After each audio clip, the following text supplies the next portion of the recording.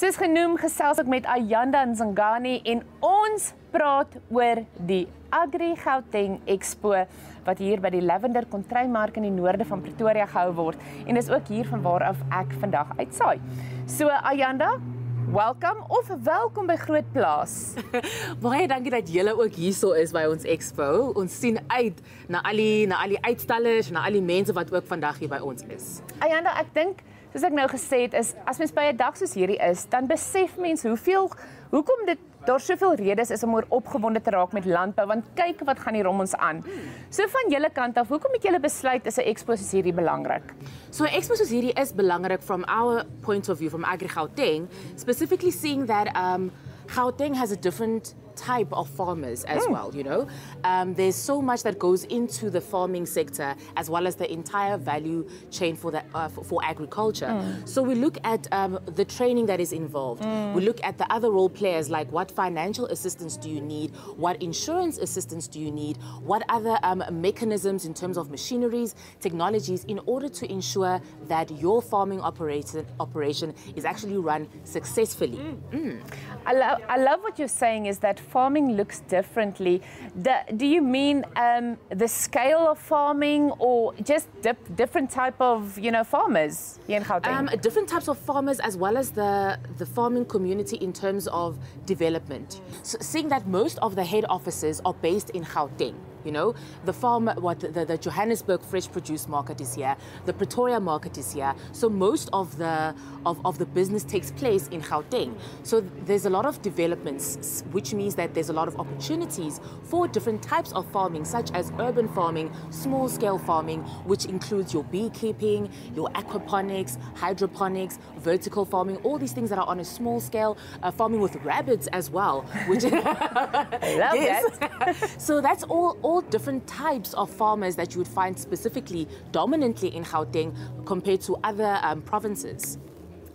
I always love the word opportunity because I think we live in a time and an age and a type of world where there is opportunity, and I think when it comes to a farmer, and I have said it before, a farmer really is a person who makes a plan.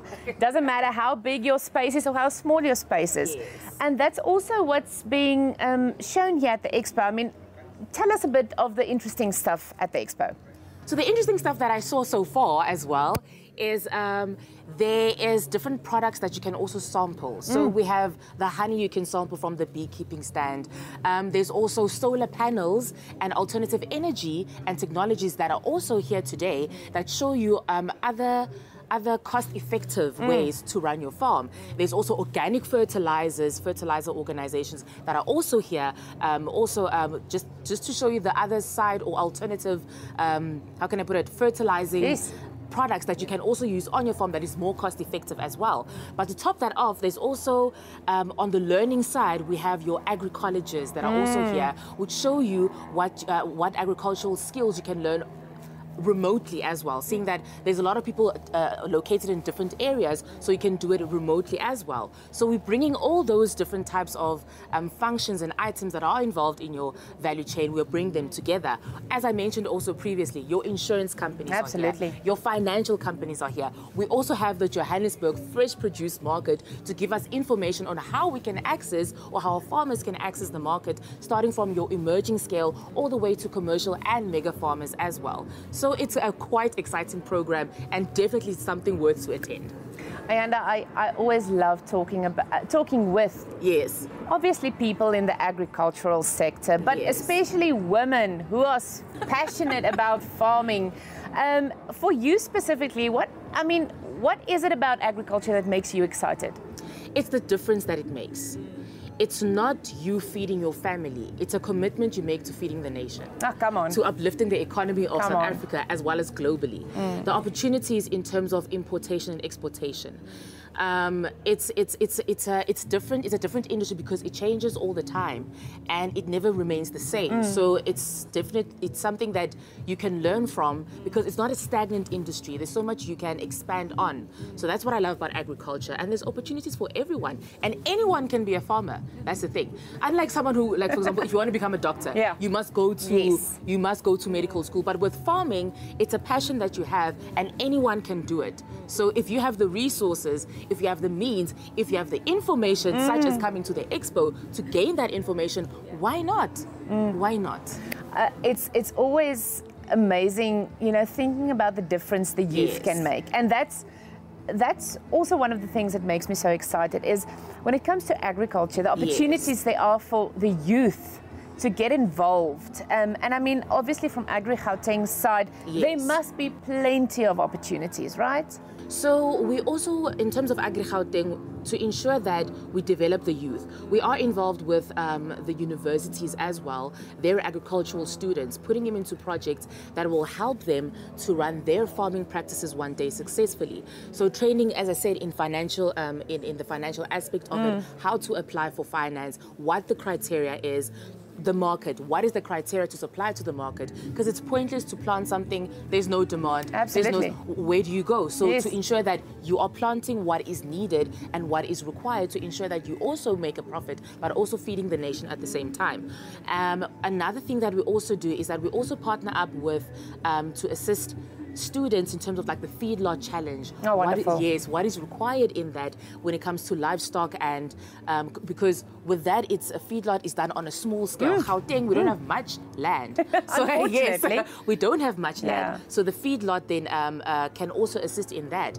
Then another program that we also have is the Agri Gauteng Toyota Young Farmer of the Year. So where we nominate a few farmers under the age of 40 to take part, or where they get the exposure to be recognized for what they do. Absolutely. Because how will we know about these young farmers? We always talk about young farmers and to sustain the agricultural industry, but where do we look for them? Where can we find them? Where do they find that exposure? So those are the platforms that we have available to ensure that we uplift the youth and to ensure that the agricultural sector is sustainable for generations to come. And healthy. Healthy. I think that's one of the big things is we need a healthy agricultural system. And do you sometimes feel that more can be done to improve the agricultural system in South Africa? Or, I mean, just generally? I feel like it's important. The main aim is to adapt to change. Absolutely. So there's a lot of things that are happening that we cannot control, such as the climate that is changing, such as the technology that is changing. So what are we doing in the agricultural sector to ensure that whatever disruptions that are coming, we are not seeing them as threats, but seeing them as an opportunity to engage it with the agricultural sector to ensure that we also remain relevant and sustainable. That is important. Because once you lose your relevance, then what is the point? So it's important to adapt to all these changes to ensure that you remain relevant and healthy and sustainable. And I think something that COVID-19 taught us is, like you said now, there's so many factors that can change a thing in literally a day, a week's time. And it hasn't been the easiest 2.5 years we've had, but still the agricultural sector, they were just like booming and going on, and it shows you there's a different type of spirit in farmers, and that's something to get us excited about.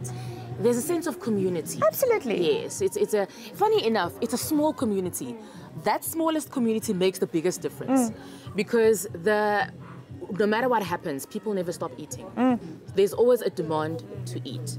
There's always a demand to transport things. So that's where agriculture plays a role. It's always necessary. As I said, as small as they are, they make the biggest difference. So that's the different spirit that you'd find there. But you just said the community. I mean, me and you, we've just met each other and we feel like family already because that's what agriculture does. We're part of a family building together. We're going to continue our chat just now. Ons gaan net gou 'n breek toe. Jy moet net daar bly. Ons is nou terug. Ons gesels steeds hierso by die Agri Gauteng Expo en ek gesels met Ayanda. En Ayanda, obviously this is the 5th Agri Gauteng Expo, and how great is it to have people here? Because we know the past 2 years, you know, everything was online, and even an expo like this. So how do you experience an expo like this in a day like this? So it is important to have an audience to interact with. Absolutely. So we did, funny enough, our previous expos, they were always physical expos, and then when COVID took place and the lockdown, we had to do everything online. So it was a bit difficult. Yes, fine, you can track how many people watch your video and all of that, but you don't have that interaction where they can ask questions, especially questions on the spot, because when you are at an event like this, it stimulates your mind to think in a different way and to ask those questions that you've been wanting to ask as well.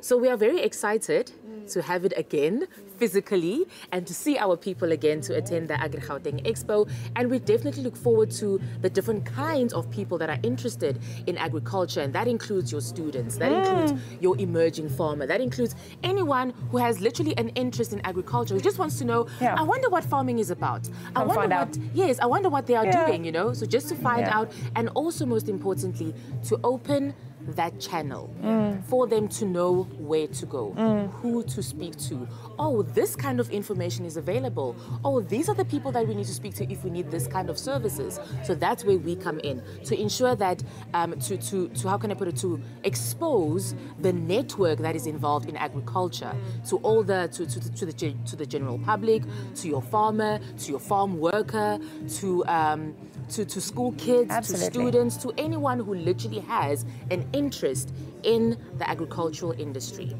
And I love the fact that you guys, I mean, we've got amazing speakers here. Yes. And how did you go about in choosing, like, who's going to come speak here and educate and talk? So we based it on what the demand is. What is it people that are struggling with? What are they looking for? And then we catered that according to those needs. Yes. That's wonderful. I am very excited to have a chat with some of the speakers, and I feel very privileged being here. Definitely. Last thoughts, Ayanda, when we look at agriculture in South Africa, do you sometimes feel that, you know, it's not getting enough attention that it should? Because when we look at food security and we look at the importance thereof, obviously, do you think sometimes it can be stressed more, how important food security is, how important it is to protect and help our farmers? So with that being said, it is important to share the good stories in agriculture. We always hear about issues relating to land, issues relating to rural safety, issues relating to the roads on the farm, and just getting, or even let's say, electricity and access to natural resources for our farmers as well as the agricultural industry. That's where the attention is. But where the attention lacks is the good stories. It's important. Let us share the good stories that happen in agriculture.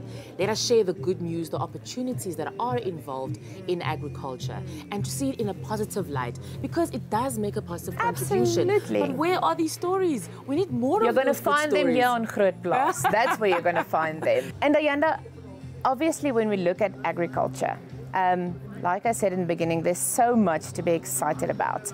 And I know in the next few days, for one, I'm going to be talking. One of my guests is going to be the first female Jong Boer van die Jaar in KwaZulu-Natal, which is so it's exciting seeing the industry open up and being more welcome and making females and feel more welcome in the industry.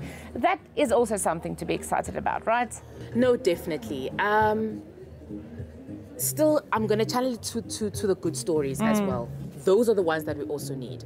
The female farmers that are also making a difference. The female farmers who are willing to learn. The female farmers who are willing to get into a male-dominated industry. Absolutely.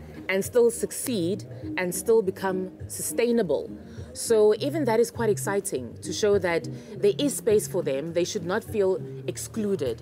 Yes, they should not feel excluded. So we should celebrate these women who are making a difference. We should celebrate these women who are growing the agricultural industry, who are who pay attention to detail. That is also needed in the farming sector. That is also needed in secondary farming as well. So all of these things come into play, and definitely we are, as you said, we are accommodating them in the agricultural industry, and we definitely want to see more of them taking part in, so them as well as the youth as well.